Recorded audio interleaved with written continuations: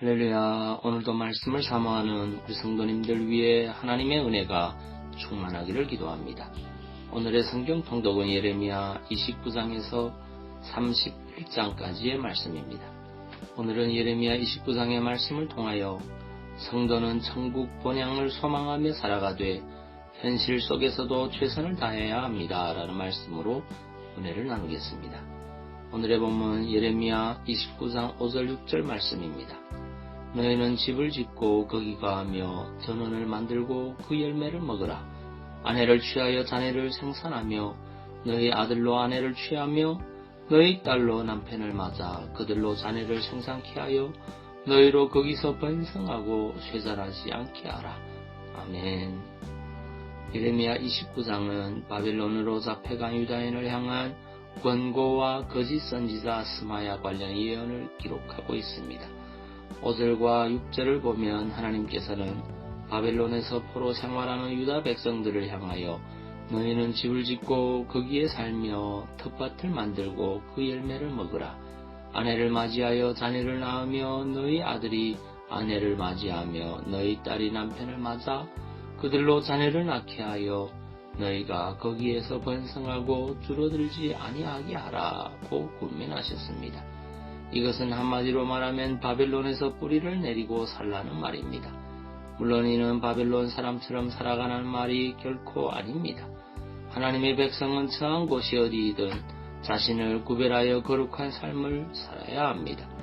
이 말씀은 단지 바벨론 생활에 적응하지 못하여 부초처럼 떠다니며 살지 말고 거기서 뿌리를 내리고 안정적인 삶을 살라는 말입니다.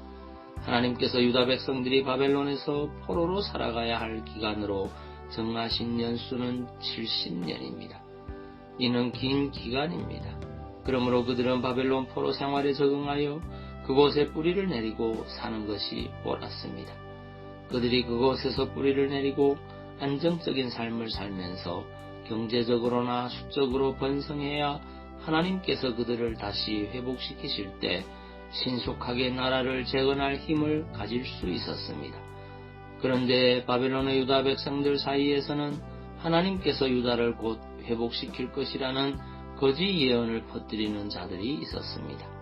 그리하여 유다 백성들은 이들의 말을 듣고 자신들은 곧 예루살렘으로 귀환할 것이라는 환상을 가지게 되었습니다.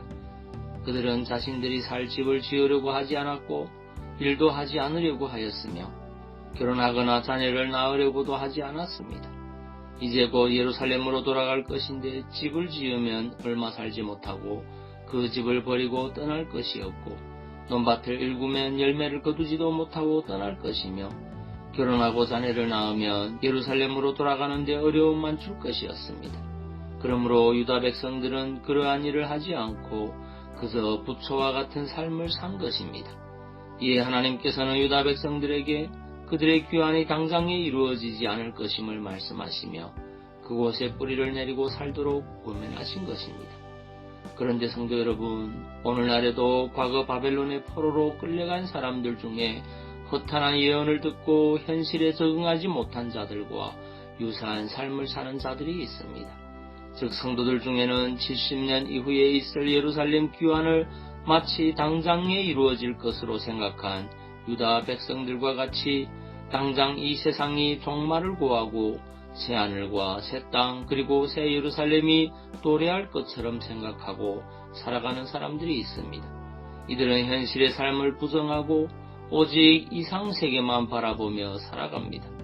특히 이러한 현상은 시한부 종말론에 미혹된 자들에게서 많이 나타납니다. 이들은 곧 종말이 올 것이라고 여기고 현실의 삶을 청산하고 산으로 들어가거나 그저 교회의 일에만 매달립니다.